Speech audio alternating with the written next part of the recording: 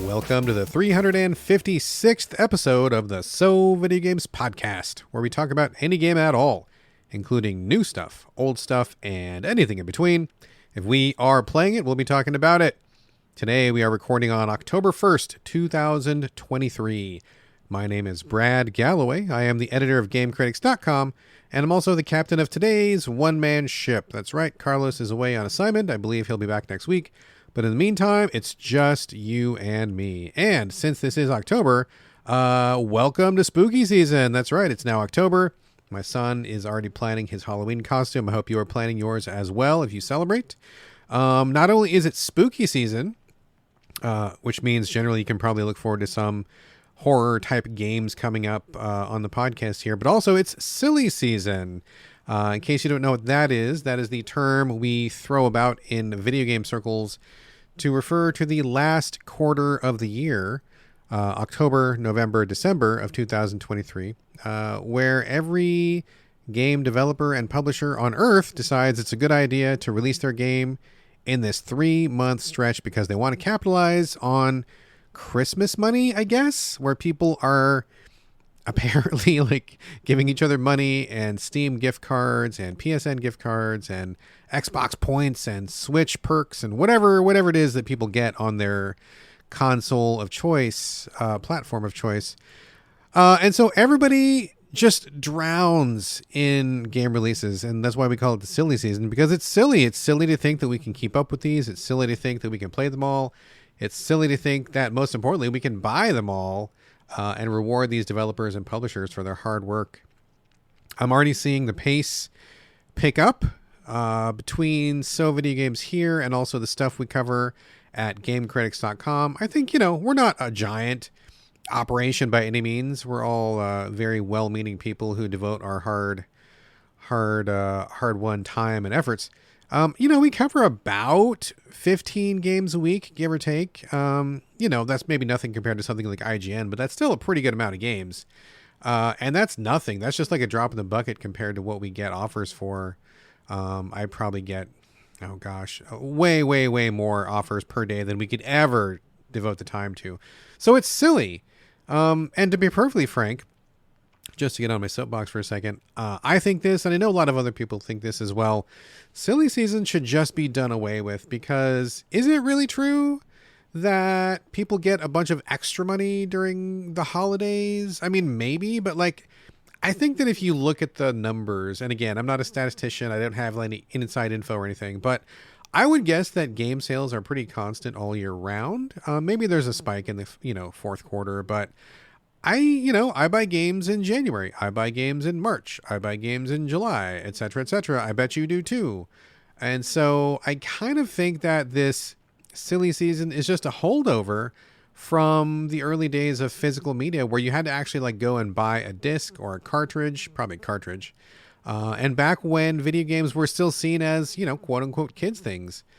I don't know about you, but as a child of the 80s, I got an Atari 2600. I had a Vectrex. I had the original Nintendo Entertainment System. And at that time, I was a kid, so I did not have a job. I was basically broke. And I did rely on my mom and dad and aunts and uncles and grandmas and grandpas to get me the games that I wanted. So in that context, it makes sense.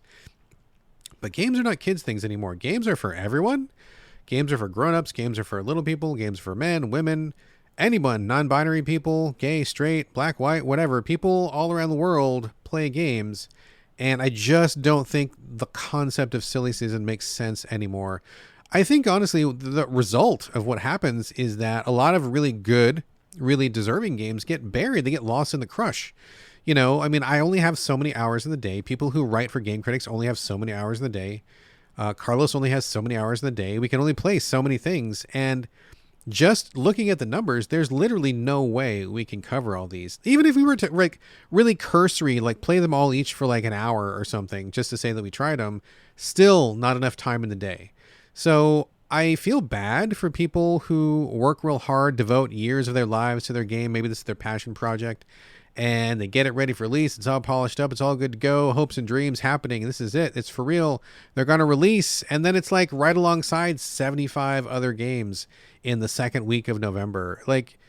dude, I just think we need to get off of this track. I feel bad for anybody like that. And there's only so much we can do. So anyway, long way of saying we are now in silly season. We're going to keep trying to cover as many games as we can here on So Video Games. We're going to cover as many as we can at Game Critics. But even with all that effort, with all those people involved, it's just not enough. So my heart goes out to those games that we will not have time to cover. Hopefully we'll catch up with you in 2024, and we will just roll up our sleeves and do our best for the remainder of 2023. Okay, I kind of kicked it off already, just kind of like organically, but I do want to let people know this is the housekeeping section. It's just me today. So this is the section where I'm going to be covering random bits and pieces relating to games or the games industry directly or adjacently. So I just talked about silly season. I'm going to check that one off my list. Couple bits and bobs here. Nothing news-wise, although there does seem to be a lot of layoffs going around. So, man, sympathy and solidarity to any devs out there who got laid off. There was a lot of people got laid off. I think Epic laid off a bunch of people. A couple other studios I saw were laying off. And as other people have observed, it's really weird because video games is probably the largest earning media industry in the world. And yet we can't seem to give people stable jobs. So I think that maybe there's shakeup for some of this, union effort, union organizing that we're seeing, like with SAG-AFTRA and the writer's strike. We're seeing a couple other strikes in different UAW, the auto workers. I mean, people are realizing you got to stand up for yourself because the people at the top are not going to do it for you. So, honestly, I think it's long past time that people in the video games industry stand up and create a union. They need stable jobs. They need stable income. They need healthcare. They need to not be changing jobs after the end of every project. And these giant companies, Epic and whatever, Blizzard or whoever else, all the big giants at the top, EA, I mean, they've got tons and tons and tons and tons and tons and tons of cash. There's no real reason they couldn't give these people who are so hardworking, who are so dedicated, who bring us the things that we love and enjoy, developers of all kinds, anybody who's involved in making a game, they deserve to have a stable job just like everybody else. And I don't really think there's any reason we can't give it to them. I think it's just greed, honestly. So if they want to form some unions, I say do it. The time is right because everybody else is doing it. Get on that bandwagon and help yourself. All right, aside from that, let's get some specific info here. Lies of P, which I talked about last week. It's the third-person Souls-like featuring a spin on the story of Pinocchio. Dazzlingly looking game. Love the graphics, love the style. I talked about it. I didn't get too far into it because Cyberpunk kind of sucked up all my time, but I absolutely will come back to it. I was enjoying what I saw. News bit for them, they just released a pretty big patch where they're basically lowering the difficulty of everything. The number one complaint I heard about this game, and something that I talked about as well, was that the bosses were just too rough. I can parry in that game successfully maybe half the time, and the penalty for missing a parry is usually pretty stiff because the bosses hit real hard, they're real fast, and I found them to be very challenging. The only strategies I've heard of for getting past those were basically just like leveling your life up and just tanking your way through it. I heard a couple people suggest that to me, so thank you for the tip, which I will do. But apparently the developer must have been listening as well because people were just saying, man, it's just too hard in some spots. So they're lowering the difficulty, like the damage dealt by some of the bosses. They are reducing the HP pools of some of the bosses. They are reducing the weight of some inventory objects so that you can carry more of those things. They are reducing the costs of certain late game items. Basically just a tweak all the way across the board, basically on all the systems that just says, hey, we want you to play this game. We want you to have a good time with this game. We didn't intend it to be that punishing. So here is our patch. And good for them. Good for them. Because, I often say on the show, people can get really lost in their own sauce, like if you're a developer, and I've heard this and I've seen this so many times where someone just plays their own game so many times that they just get so used to it. They're so good at it because they play it for like 8 hours a day for 3 years while they're in development. They just really lose sight of like how difficult things are. Like if you play a game every day you're going to get real good at it. And at the end of 6 months, you can breeze through a section. You're like, oh my God, I'm breezing through this. I need to kick up the difficulty because it's not challenging to me anymore. But you have to remember, you're the developer. You made this game. You know it better than anyone else on Earth. You've practiced it more than anyone else on Earth. Of course, you're going to be better at it. You don't want to tune difficulty for you. You want to tune difficulty for the person who has never played your game, who saw a trailer on YouTube and thought it looked cool, or the person who had a friend on Twitter say, oh, this game is dope, or whatever. You got to scale for those people. You don't want to be blowing people out of the water as soon as they get in. And I've seen it happen so many times. Usually it happens with indies. That's where it's the worst, because they don't have the big like QA teams, the big like focus testing that like somebody like a big publisher can pay for. But it does happen to basically everybody. And I'm glad that they listen to some of the feedback. I'm glad that they're going to scale things back.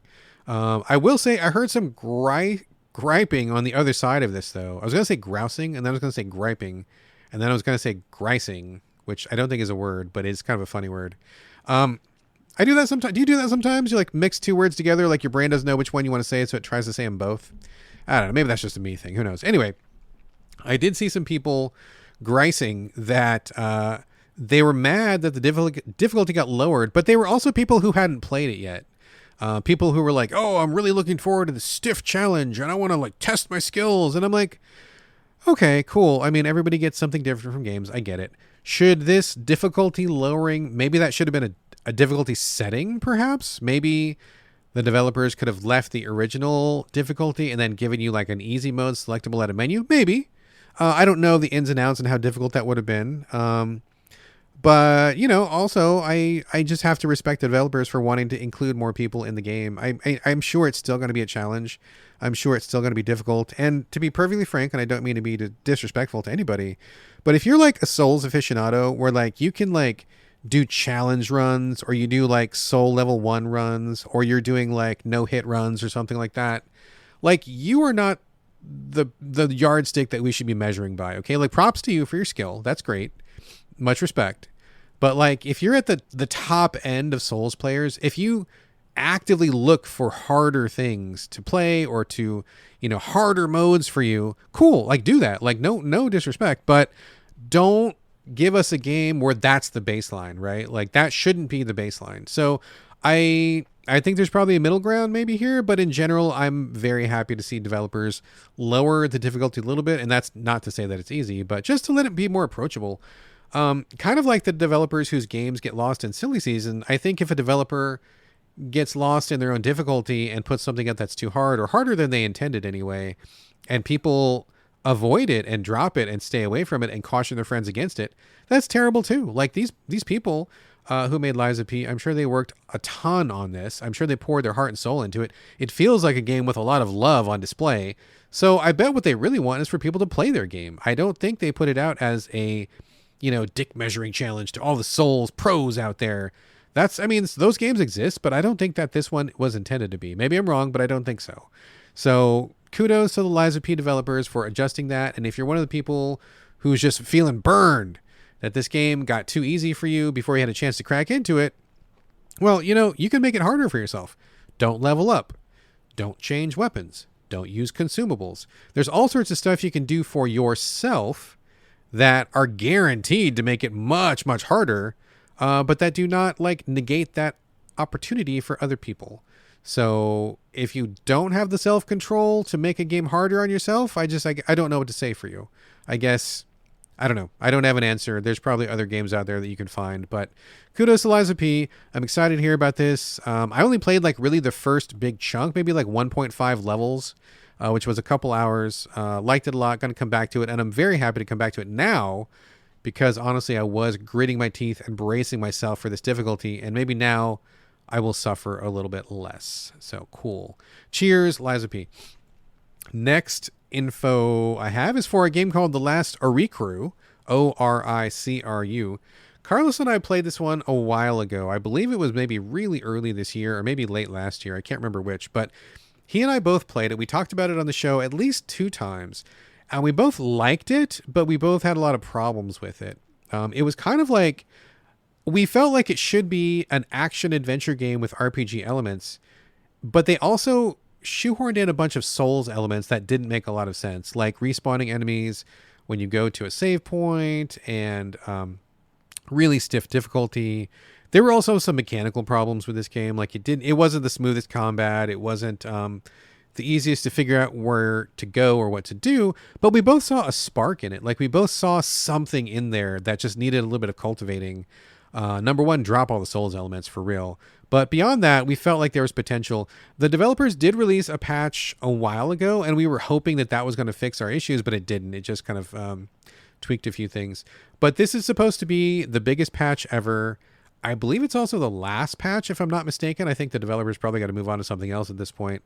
And to be perfectly frank, I can't imagine that their sales are very good. So kudos to them for continuing to work on something which I have to imagine is not a big moneymaker right now. But the things included in the newest patch are smoother difficulty progression, in-game map, including nav points and objectives, which we really needed last time. So kudos to the map.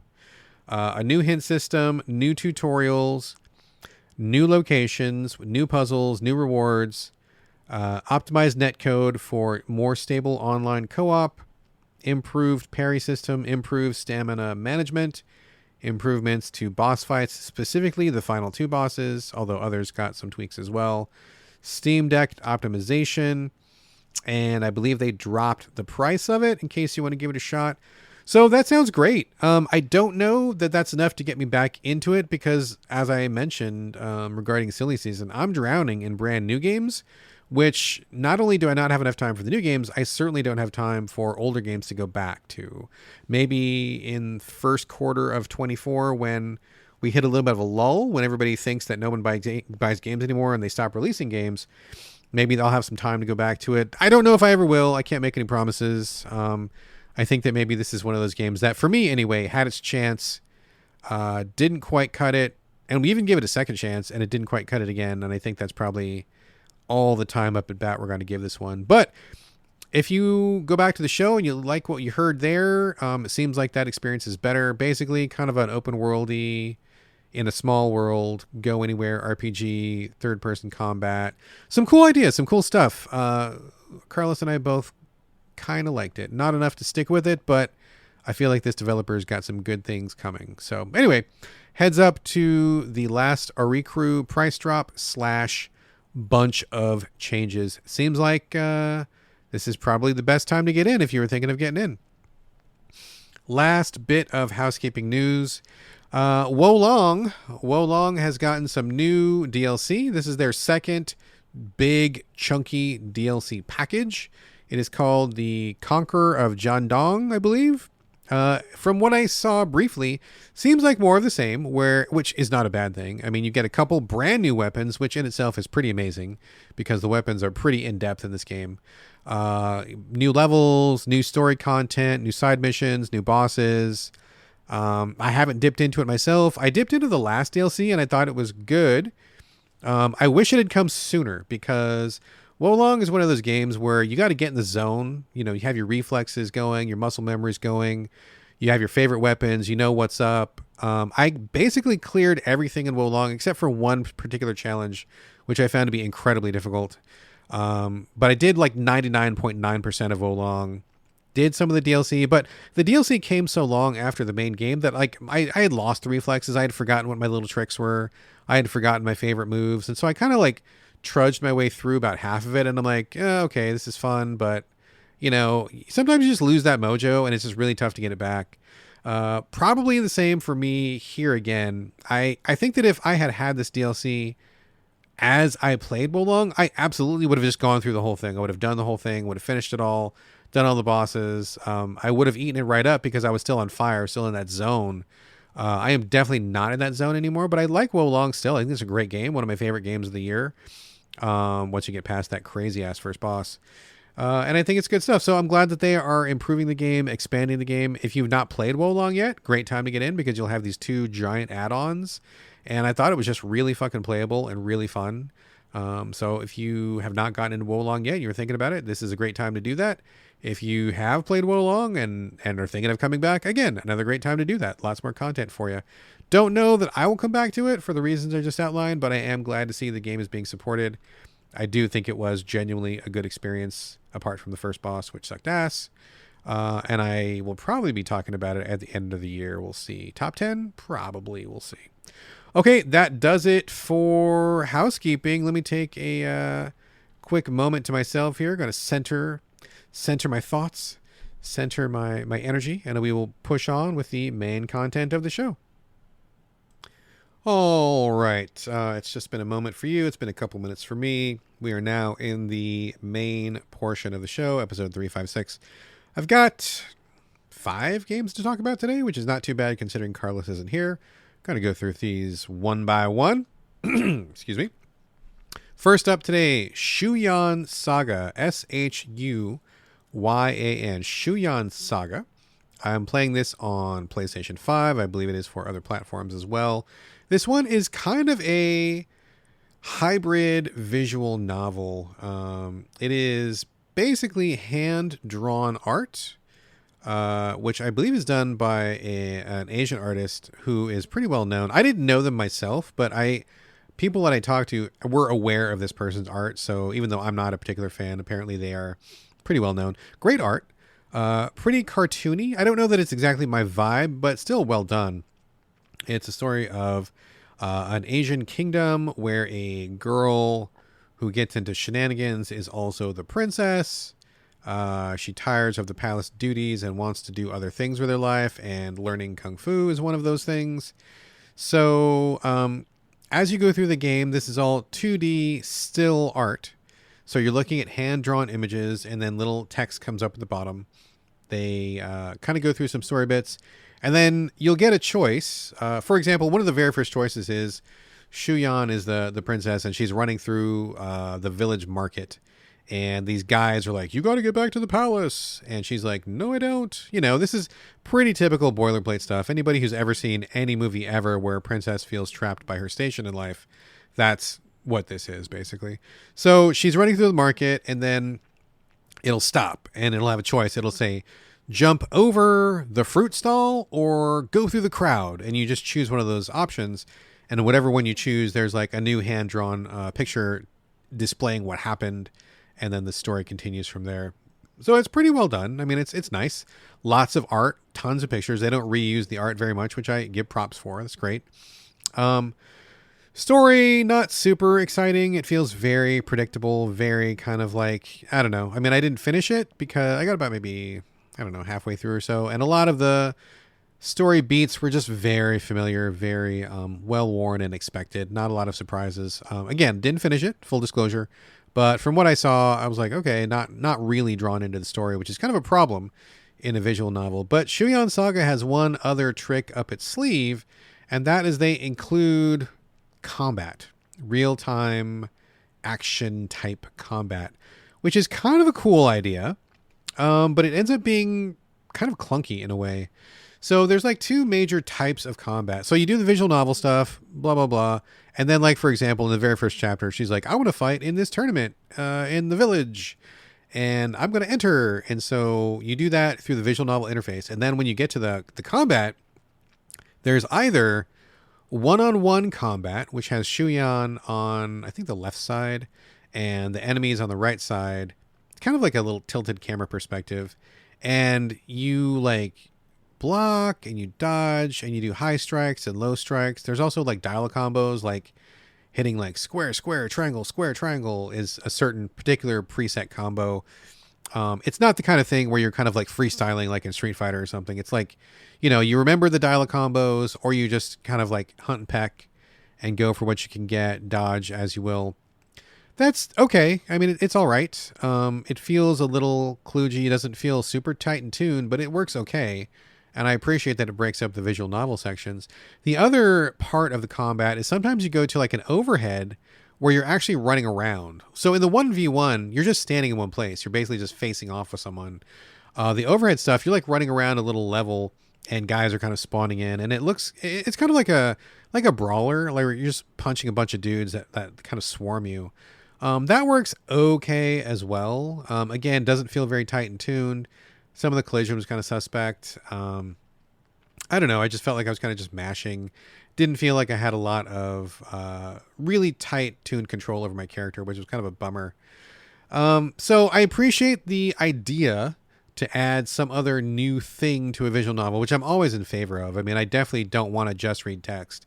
I want people to leverage the electronic medium, do things that would not be possible in another medium. And I think that's what Shuyan Saga does. I mean, they definitely try to do something that just wouldn't be possible anywhere else. Unless you were like reading an actual book and then you got up and like punched somebody in real life and then went back to your book afterwards, which I guess you could do as long as everybody was in on that. Don't do that without announcing what you're doing. But overall, it just felt, I don't know, kind of uninspiring to me. And I don't mean that to be insulting or anything. I mean, the art was okay. Not my style exactly. The story was pretty boilerplate. The 3D combat, either the 1v1 or the top-down versions, was just like okay. Like it felt very basic.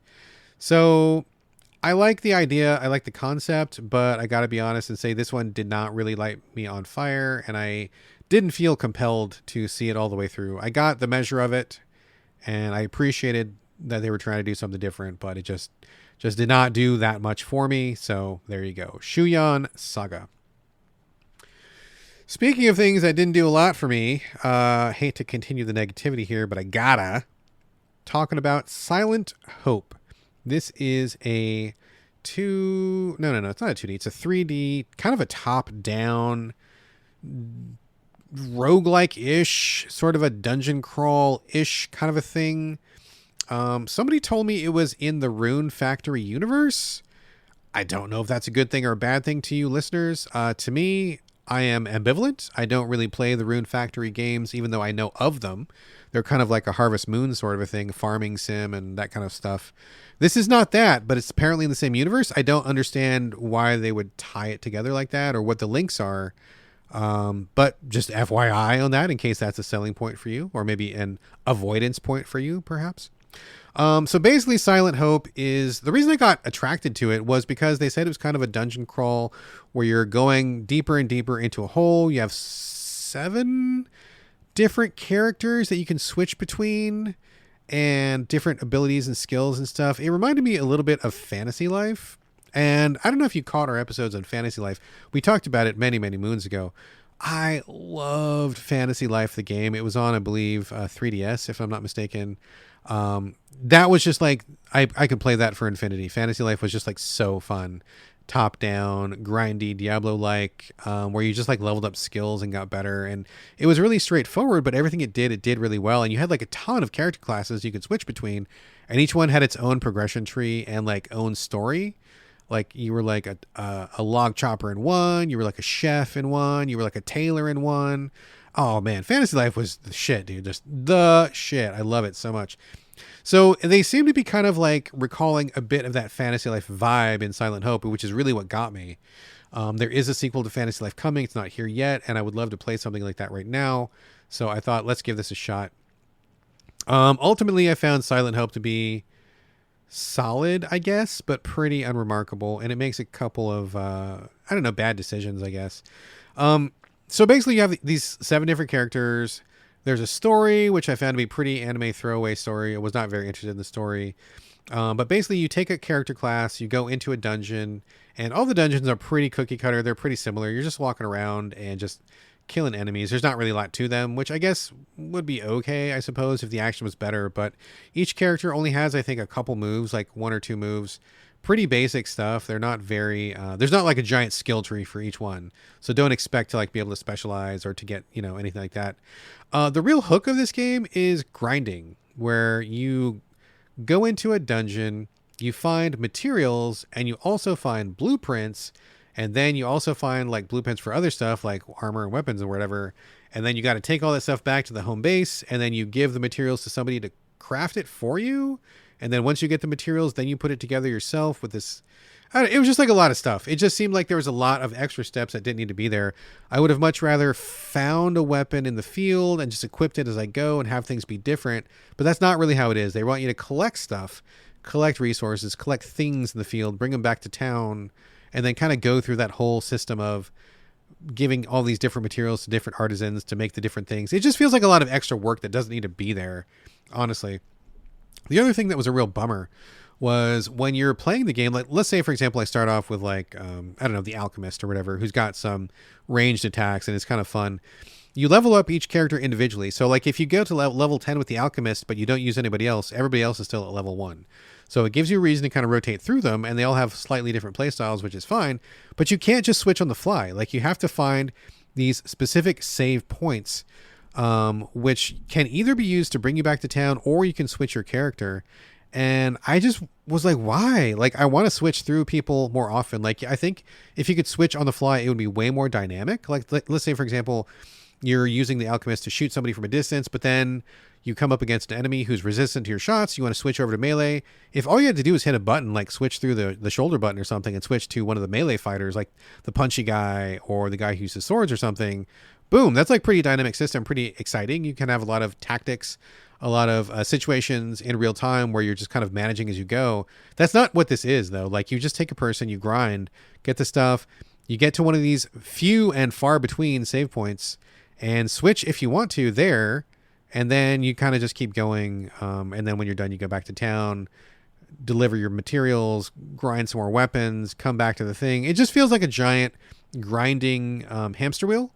And I'm not there for that. That's not really what I wanted. It's not really what I like.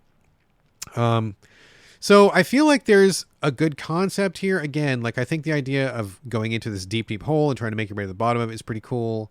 I think having 7 different character classes to be able to switch between is itself in general a pretty cool idea. But ultimately, the implementation is really where it matters. And I felt like I was running the same mission, grinding the materials, and I just felt like I was on a treadmill, like right off the bat. And I don't want to just be on a treadmill. I have other things to do. I want to feel like I'm making appreciable progression. I want to see some changes in the gameplay. These character classes do advance at some point. I think they each have 2 different progressions, but I didn't get far enough to really, see how that changed very much. It didn't seem like it was going to change very much at all, since the progressions each had another 2 abilities. Like it's all just very small and limited. And if you want something to just kind of like whittle away at, it might fit the bill for you. But between the story that didn't move me and the many decisions which felt like, just really tedious in the gameplay, I bounced off this one pretty quick. So that is Silent Hope. All right, up next we have a very interesting one. I don't really quite know what to do with it, and I don't quite think it works, but boy, is it really interesting.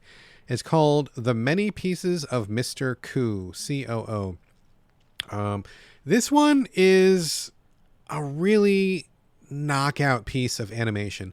At its core, it's a point and click adventure game, pretty short one, and it's really unusual. The art, it's a good year for art, good year for animation, because we had the knockout Goodbye Volcano High, which was amazing. This one is also amazing, but in a different way. This is very elastic, bouncy, abstract, dreamlike animation. Reminds me of some shorts I've seen or some foreign films that were animated where they don't follow by the norm. It's just anything can happen. And the main character, Mr. Coo, he's like a little orange blobby kind of guy. He's super stretchy, has these really like exaggerated expressions, and he's in this like weird dream world. You don't quite know what's going on. I don't think anybody knows what's quite going on here. You start the game and you have a little pointer on the screen, and you can point to any objects that you want to interact with. There's usually very limited interaction, usually just 1 or 2 things on screen at once, which I think is fine, because I think it's hard to follow the logic of this game. So for example, like I was just doing this puzzle where you are in a dark area. It's like you're suspended in space almost. There's a arcade machine, and there's a number of pulleys and levers and switches. And so you have to push the things in the right order to make something happen on the screen.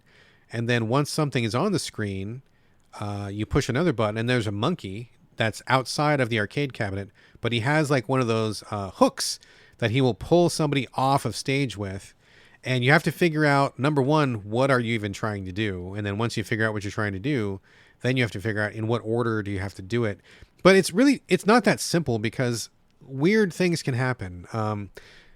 things can become other things. Like you're looking at a present and you push the present and it turns into like a rocket. And then you like fly on the rocket and then you're falling and then all of a sudden you're like in an ocean and like, like anything can happen. Nothing is set. Nothing is logical in real world rules. Like it's all dream logic and really abstract. And it's pretty stunning because I think the animation is hyper fluid. It's really cute. And it kind of reminds me a little bit of like the really, really old like Pink Panther cartoons, Frizz Frayling or something like that, where you just had a vibe, like the way the characters looked, the way that the action happened, just really animated, really unpredictable and exciting, which I think is cool. I love the way this game looks, but I have to say I'm not a big fan of the fact that it's a game.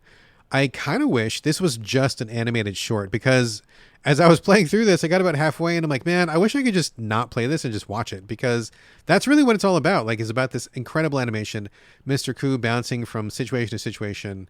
Like in one section, you're inside an egg and there's a baby chicken inside the egg with you and you don't know what to do. And then you have to like get the baby chicken to kick you. But then when he kicks you, you dodge out of the way and you grab his leg and you turn him into a weapon, and the weapon cracks the side of the egg. And then once you get outside the egg, you're riding the chicken and you're in a desert, and like none of it makes sense. It's all like this total like stream of consciousness, wild, weird animation stuff, which is awesome. I love it, but I don't want to play it because I just don't understand what I'm doing in each section. I think the developers knew this, because in basically every screen of the game, they just give you the answer. If you hit there's a hint book. If you hit the hint book, it just straight up tells you exactly what to do. It's like, step 1, do this. Step 2, do this. Step 3, do this. Step 4, do this. And then you get past it. So in one sense, I appreciate that they just tell me, because otherwise I'm not sure I would have even gotten past the first screen, because I was really lost as to what was going on. But at the same time, that kind of, to me, just says it's not really the greatest game, which is okay. I think it's okay. I don't think this should be a game. I think it should just be an animated short. I think this would kill at like film festivals, animation festivals. Maybe they could do a short, for some other production house or something like that. I mean, that would be amazing. I really love the way it looks and I love the vibe of it, but it's just not fun to play as a game, because I ended up just looking at the hints for every single screen and just being like, well, I don't understand. What am I doing? Oh, hit this, then grab the chicken leg and then swing them. Okay, got it. I never would have thought of that stuff. It wouldn't have really come together. And I don't really like just clicking on things blindly, waiting for things to happen. I got to this other section of the game where I don't even know exactly what you're trying to do. Like, I don't even understand what the goal is. And if you don't know what the goal is, it's kind of hard to get there. But you're like in a desert and there's this house, but the house turns into a hat, and then the hat has feet.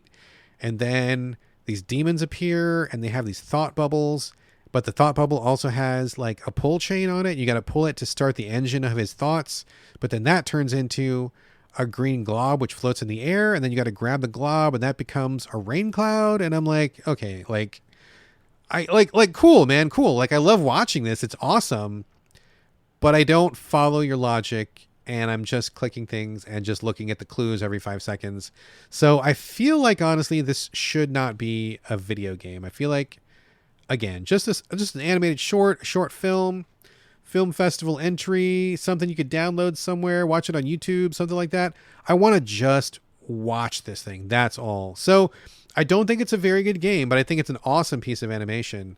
And it's pretty short. So if you like animation or you want to see something completely off the wall, check it out. I mean, I think it's worth it from that perspective. If you're especially a fan of animation or abstract dream logic stuff like this, I mean, this is tops. I just don't think it's that great a game. It's the wrong medium for this. So kind of a mismatch, but I really did like what I saw. It was pretty cool. So The Many Pieces of Mr. Koo, not a great game, but a wonderful piece of animation to watch. I mean, and honestly, I mean, not like I'm trying to like prevent these people from getting paid or anything, but I think the best way to experience this is probably watching a commentary free playthrough on YouTube and just watch it all the way through. That would be, for me, the optimal way to digest this. And I guess just send your money to the developer if you do that. So got to reward them for the hard work, I guess. All right, that is Many Pieces of Mr. Koo. Moving on to what's up next here? Oh, Super Adventure Hand. All right. Spoiler, I like this one. It's going to be good. So I know we kind of got through some slight bummers up until this point, but from here on out, it's good stuff.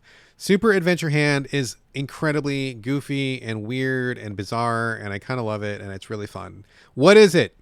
You play a disembodied hand, kind of like Thing from the Addams Family. You were just a hand which is cut off at the wrist. There's no gore, there's no blood. It's just you're just this disembodied hand, and you have an arm in the beginning of the game. I don't know what happened to the rest of your body, but you have an arm. And then these disembodied feet come through and they steal your arm. I don't know why. I don't know what they're doing with it. Maybe the arm becomes a leg. I don't know. But it doesn't matter. It does not matter. What does matter is you're going to be going to abstract 3D platformy puzzly levels where you play the hand who climbs around honestly like a spider. It's pretty weird seeing those fingers be so dexterous and so nimble. Kind of creepy, but pretty cool. So you can climb on basically any vertical surface and any horizontal surface. You cannot go underneath something. So for example, if you're looking at a cube floating in midair and you jump on the cube, you can walk on all sides of the cube and the top. You can transition from top to the side, but you cannot walk on the bottom. You'll fall off if you go to the bottom. So pretty flexible, lots of options. Each level is basically just like these weird concoctions of like ramps and platforms and stacked objects and chains and floating boxes and all sorts of like clouds and like whatever. There's just like random, again, kind of following the example set by Mr. Koo. We've got some Dream Logic stuff here. There's like a stack of CDs that you're going to be climbing. Kids, those CDs are like plastic things that music is, to be honest, in case you don't know what a CD is. There's like skateboard, there's ice. The developers just throw like all sorts of random shit into the mix, and your job in each level is just to get from point A to point B. But along the way, it's not just the challenges of platforming. There's a lot of really tricky jumps. Starts out very easy, super easy, and you think you're going to be like, oh, well, I'm just going to blow through this. But then they ramp up the difficulty as you go, which I think is great. It gets slowly harder and harder, but not crazy hard. I mean, I feel like I've died a few times, but it's never been like, oh, I'm so mad. It's always just like, oh, that was a tricky jump, or okay, let me try that again. Checkpoints are super generous. I think you usually just appear right in the last place where you were before you died, and you just try again. There's like a score attack kind of a thing. So I guess the real penalty of dying is that you just don't get the best score or you don't get the best time, but I don't give a shit about that. I just enjoy playing these levels. There's also usually one or two little hidden objects in each level. They're thimbles. And if you collect these thimbles, they're usually hidden behind something or on a faraway island you got to figure out how to jump to or something like that. They're usually pretty obvious, which I appreciate. And just getting them is the task. Once you get those, you can unlock some different things for your hand. You can unlock watches, rings, sweatbands, nail polish colors, a few other things that kind of like just customize your hand. You don't need this stuff. It's all bonus. It's all extra, but if you want it, it's there, which is great. But really, the meat of this game is just the navigation, and I think it's really fun. I think it's fun moving this hand all around. You feel like really capable and really, just sticking to walls and jumping and climbing around and seeing those fingers move is really fun. I like the platforming challenges. I like the abstract aspect of it where you climb up a box into the sky, and then there's like an icy ramp that you slide down and you jump off, and there's like a skateboard, and you ride the skateboard and you jump on top of like a barbecue grill or whatever. And, just all sorts of weird stuff like that where you just know it's not supposed to be serious. It's not supposed to be really about the story or everything. It's just about the mechanical joy of moving this sticky hand around, which I think is pretty fun.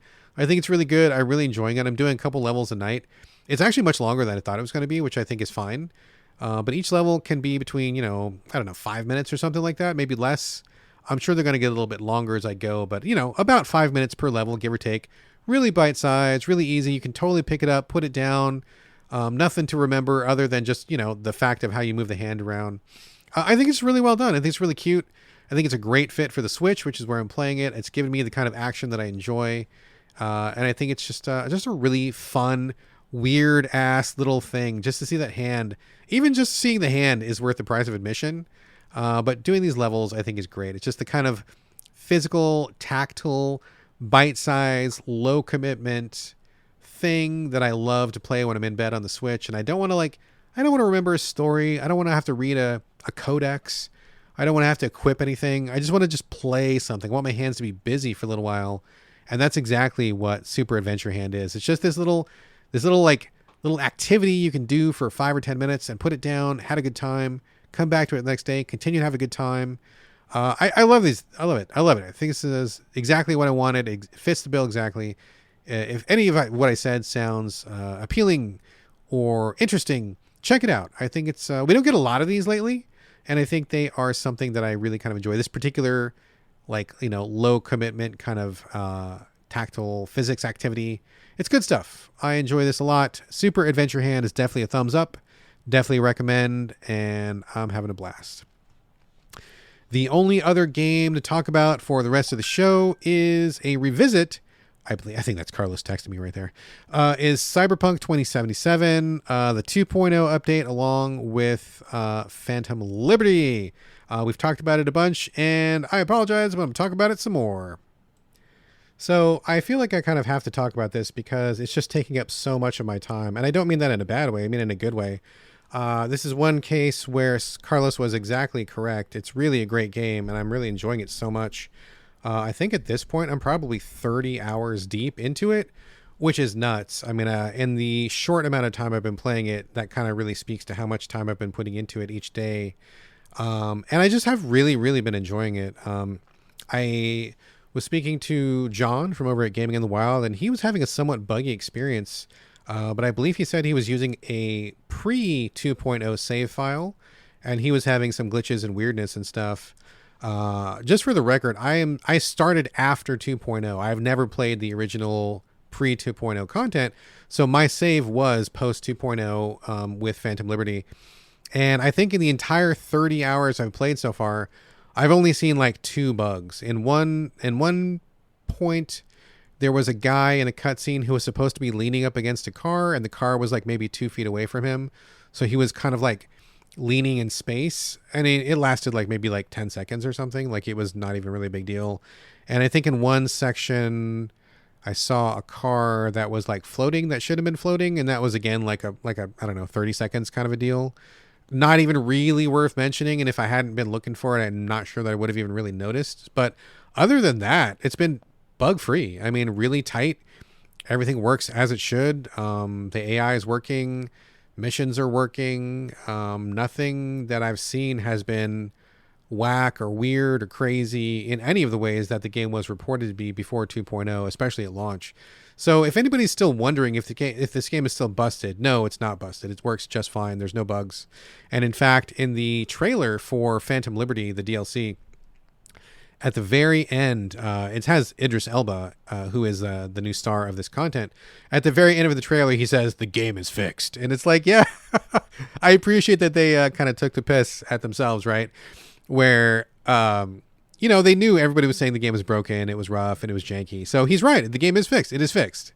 I was a person who was willing to wait a year or plus to play a good version of it, and I'm glad I waited because that's exactly what I got. This version is fixed. It's good to go. So don't have any apprehensions there. This is polished, looks great, no bugs, everything works. It's beautiful. I have nothing to compare to previously, but based on everything I've heard, all the complaints I've heard, none of those complaints are valid for me. Everything is working as intended. I will say it's been interesting because I don't usually get into first-person games, but I do think it kind of makes a sort of sense for this one because the game is so vertical in some ways, and there's so many interior locations. It would have been pretty tough to do that with a third-person camera, so I get it. Third-person camera is still my favorite. I think I would prefer a Witcher-style presentation, but it's making it work for me, and I'm definitely in for sure, even though I give the pass to most first-person games. But I will say I am playing this one differently than I thought I would.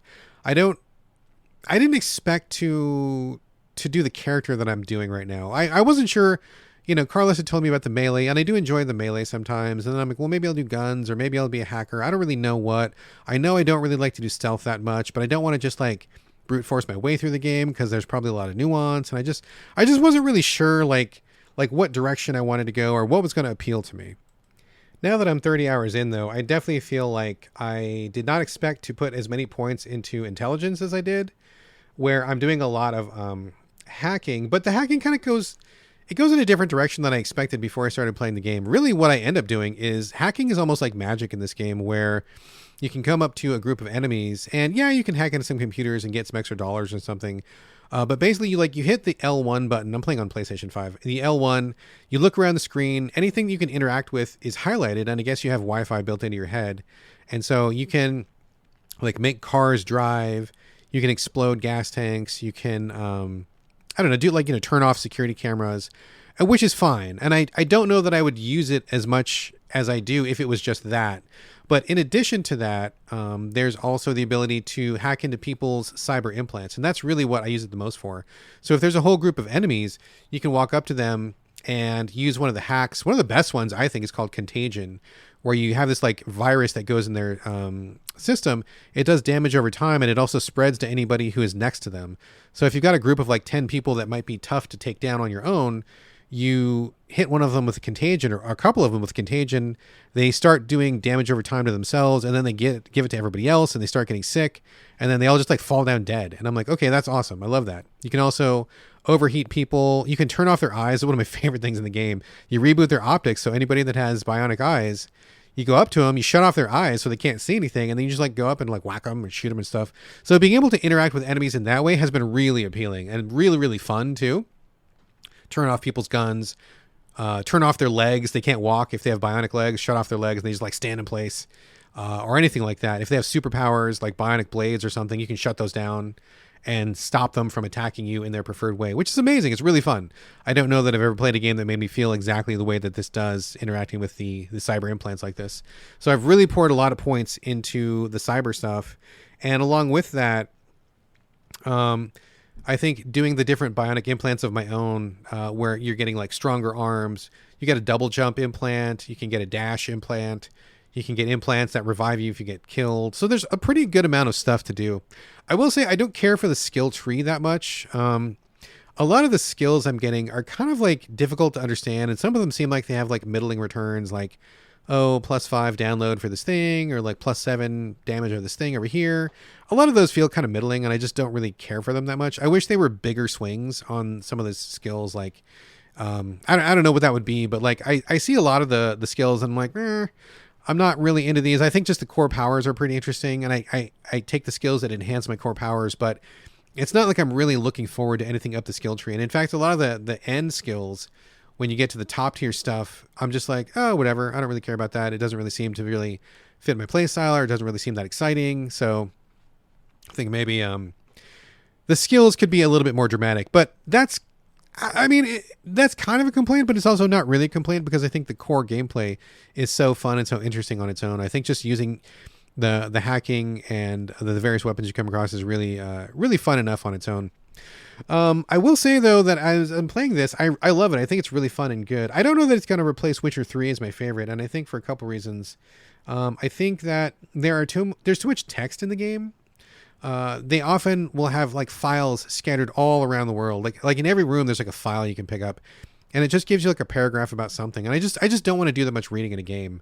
So I feel like a lot of the side quests that you do would be better if they were like animated, instead of having you read a file or something. And to be fair, there's a lot of animation. There's a lot of talking to people. You get a lot of animated phone calls. You get a lot of, brief cutscenes with people, but there's also a lot of text too. And I wish the text was just like less. I just don't get a lot of enjoyment out of like reading, quest logs and lore logs and little emails and stuff. I wish they would keep that to a minimum, because I just feel like it's just not really that exciting.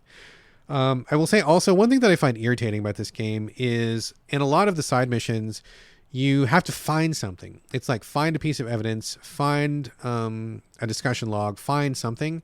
And I feel like they're not flagged very well. Like I often will be looking and looking and looking and looking, and I just don't see anything that's sticking out, and I don't know what I'm looking for, and I can't find it, and I can't find it. And then I have to like look at an FAQ and like, oh, search this one body or go to this one computer or something. And then I find it and I'm like, okay, cool.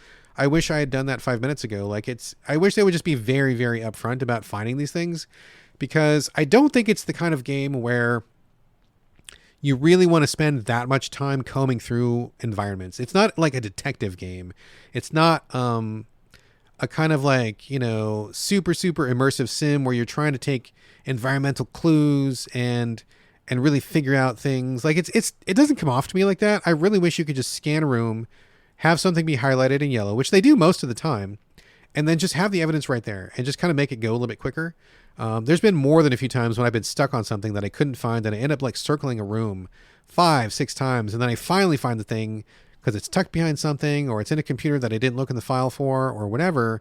And it just feels like kind of a drag. I wish they would just get rid of that stuff. Don't enjoy that very much. I will also say that I wish that some of the missions were kind of called out slightly differently. If you don't know, there's, I think, like 4 tiers of missions in Cyberpunk. You have main story missions. These are like the awesome missions where like they're scripted. There's set pieces. You talk a lot with Keanu Reeves. That's not a spoiler because he's in like every fucking advertisement for this game. You a lot of dialogue, a lot of powerful moments with the characters that you meet. So those are like awesome. Those are like great stuff. Story missions. Those are the big ones. Then you've got side missions. These ones almost all have a cool character, a funny moment, something interesting happens, a twist in the gameplay, maybe a couple jokes or whatever. But these ones are absolutely worth doing, and I think these are really great. These are like some of my favorite moments come from the side missions. So those are fine. Those are good. Then you've got gigs. So gigs are the ones that I kind of had a little bit of a problem with. I wasn't sure exactly their significance at first, but now that I'm 30 hours in, they're basically just content there if you want to play the game more. If you want to level up, if you want to grind for stats, grind for materials, grind for money. These are, they're all preset missions. They're not randomly generated or anything. Like they're all set. But you do these for different fixers. Fixers are people who have assignments in the city. And I just didn't quite understand how this was working for a while. But basically, each fixer, like there's one in the north side, one in the south side, one in the east, one in the outlands, like whatever. Like each one has their own set of missions. And I didn't realize that at first. I wish they were like color coded or something. So for example, you'll look at the map and you'll see like a dozen fixer missions, these gigs, they're all over the city. And I was kind of just doing them at random, like wherever I was, I would just do the closest one. And I did a bunch, dude. Like I got like really lost in these gigs, like doing them. Cause like, I was like, are these building to something? Is there going to be a reward at the end? Like what's going on? Like I was getting money and I leveled up quite a bit, which was fine, but narratively they weren't satisfying. And a lot of them are kind of similar. Like a lot of them are like, go here and kill some people and then grab a thing, which is like, whatever, it's fine. And I like those when I'm in the mood for them, but I wanted, like a payoff or something. But what I didn't realize was each fixer has their own 8 or 9 or 10 missions, and you don't really advance anything until you've done those specific missions, but there's no way to tell which one is which until you're there. I kind of wish that they had color coded them. So, for example, if you're working with the lady in the Badlands, if all her missions were red, then I would know, okay, if I do these 8 red missions, then I will finish her missions and she'll probably give me a goodie at the end of it. And then that'll feel good. I'll feel like I did something. Or the guy on the west side, I wish all his missions were like green and I could do all the green dots. And then I would be like, okay, I'm just going to focus on these and all my efforts will be put towards something and I can finish his storyline up. And then I can, again, feel like I did something. What ended up happening was I was just doing them kind of at random and it felt like I wasn't advancing anything. And I wasn't, because I was doing like 2 missions for one guy, 3 missions for one guy, 1 mission for this other person, 1 mission for this lady. And none of them were really like advancing. And so once I finally figured out how to tell which mission was which was not as easy as it sounds, and it took me a while, then I'm like, oh, okay, I'm going to just focus on doing these for a while. And it kind of sucks because I was doing so many of them. I started to like lose momentum where I'm like, I started feeling like I was doing a lot of missions that were too similar with too little reward, too many in a row. Cause I kept driving towards, I want to see an end to this. I want to see the completion of this, but I wasn't focusing my efforts in the right direction. So that's on me, but also the game definitely could have been clearer about that, which I am clear about now, but still I think some color coding or different shapes, if you're colorblind, would have been fine. Or just saying, hey, this is Fixer A's mission. This is Fixer B's mission. Just put some text on the missions just so you know which one's which. Something like that I think would be a great help, because then you could like know what you were doing. It would make the structure of how these gigs work a lot better, and just in general more information for the players better rather than less. And the very bottom tier of content is just like the randomly generated stuff. There's a lot of it, and you can do it if you want to, but it's just, you can like totally ignore it. Like you'll walk by, you'll get like robbery in progress, and you can respond to it or not, kill the bad guys or don't. Or there'll be like somebody doing a drive-by right next to you, and you're not the target of it. It just happens there, but you can go, kill them or arrest them or whatever if you want to do that. Or there will be people throughout the city who are marked in yellow, and those means those are criminals, and so you can arrest them anytime you want to. You can kill them anytime you want to. Just if you see them walking around, you can just go do randomly generated stuff like that. That's like the lowest tier of content. That's just like if you've done literally everything else in the game and you still want to play just to use the mechanics, or you want to level up some more or something, that's what those are for. I think those are pretty skippable most of the time. I did a lot of them in the beginning because I was still learning the game. But now that I know the structure of everything and the plays of everything, I'm fine to skip those for now. So I think the structure of those missions is good. I wish I had spent less time on the gigs and more time on the side missions. But, you know, what's done is done. I leveled up a bunch, so it wasn't like time lost or anything. But overall, I think I'm really, really enjoying this game quite a bit. I'm very excited to clear out some of the smaller stuff and focus on the meteor missions. I haven't even touched the Phantom Liberty side mission stuff yet. Apparently it's pretty beefy. That's where Idris Elba shows up. You get to a whole new section of town. I haven't done nothing at all right there. So I've still got quite a bit left over.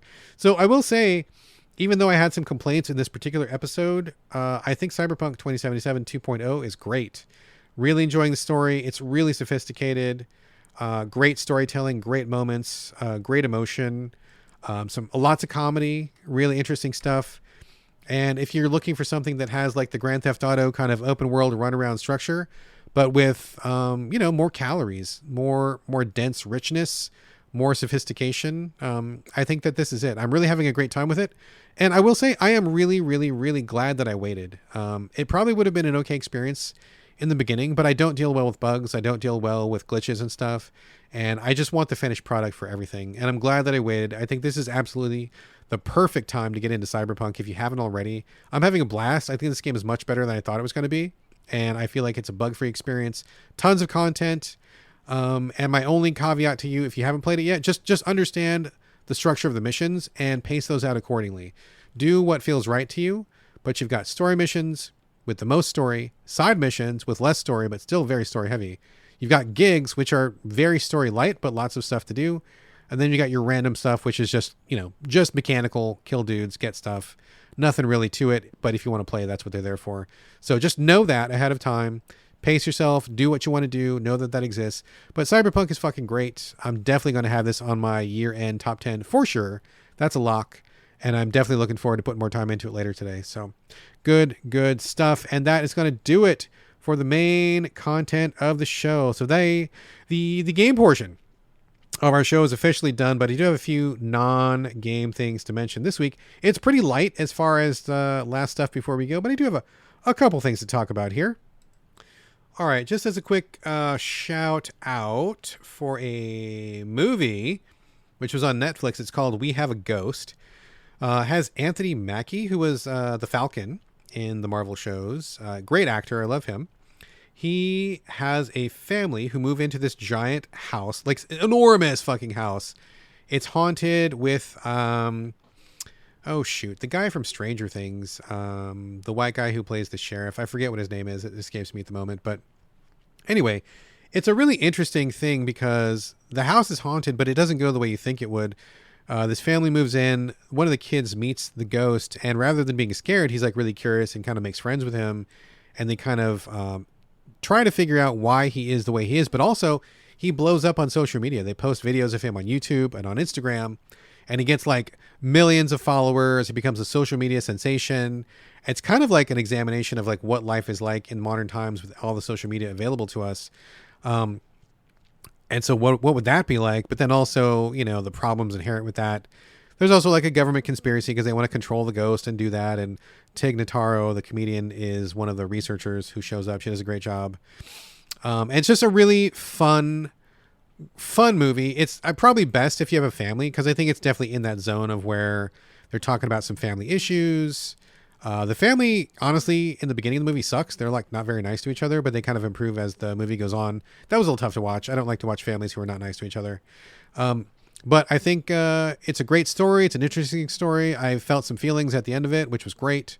And overall, just a really interesting, new and different spin on a traditional haunted house story. It's not at all like any other ghost story I've seen. Updated for modern times, modern sensibility, and the digital age. It's pretty fascinating in many ways. So I had a great time with it. It's called We Have a Ghost. That is on Netflix. finally, I want to circle back to Beauty and the Beast, starring Ron Perlman and Linda Hamilton, which was on CBS back in the mid 80s. This was in large part created by a couple of writers working in conjunction with George R.R. Martin, which I didn't even realize until we started watching. I talked about this a while ago, and now we are in the final season. We only have 10 episodes left of the whole series before it ends. And I wanted to circle back because this was a really interesting show. It starts off as Linda Hamilton is this lady who gets attacked by these muggers or something. She gets picked up by Vincent, who is like half man, half lion, and he lives in the sewers of New York. He finds her after she's all cut up and stuff, and he brings her down into the underground and nurses her back to health. And you find out that there is like basically like a medieval fantasy world underneath New York, where the further the series goes, the more you can see George R. R. Martin's influence and the other influences of the writers, where it's not just like people living in a sewer. There's like caverns and magical waterfalls and ghostly voices and all sorts of goings on, many levels. Like it goes super far down. Like it's basically like this whole other world. Everybody wears like leathers, and they read Shakespeare all the time, and they have festivals with ale and stuff down beneath. It's pretty wild once they get a further patch into season 1 where they have the ability to kind of flesh out the world down below.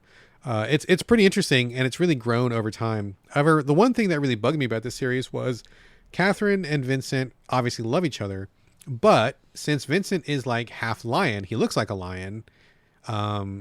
And by the way, the makeup, I believe it was Rick Baker who did the makeup. Fucking incredible. Even for like the mid 80s, the applications they put on Ron Perlman are fucking insane. Like I know a thing or two about special effects makeup. And seeing the work they did on his face, I'm just like, holy shit. Like Rick Baker fucking killed it. Like you can get so close on the makeup. You never see any seams. You don't see any folding or wrinkling. Ron Perlman can absolutely emote like a motherfucker through that makeup.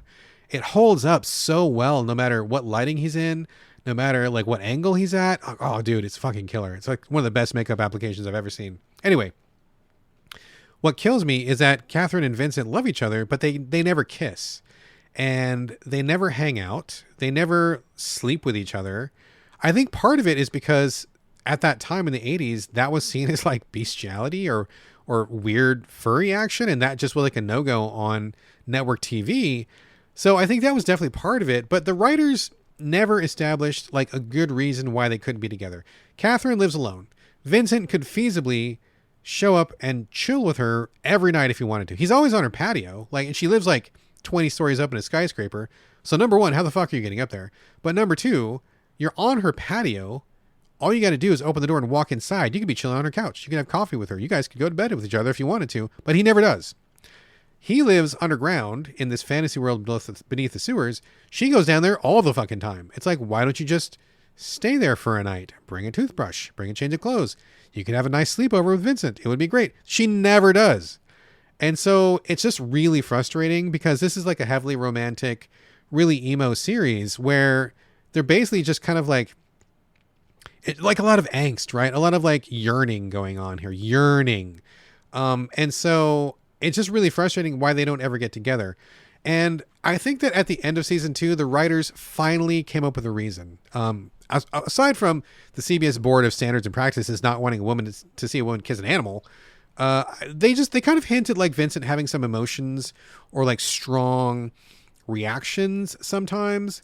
And so they don't really go into it. They don't really express it very well. But in the very ending of season 2, and this is like a 40-year-old series, so I'm not going to be too worried about spoilers, but he has like this kind of like emotional breakdown where like his beast side takes over, and they kind of lean into that for like an episode or two. And in that context, it does kind of start to make sense as to why he might not trust himself to do the dirty with Catherine, or why he might not want her to sleep over.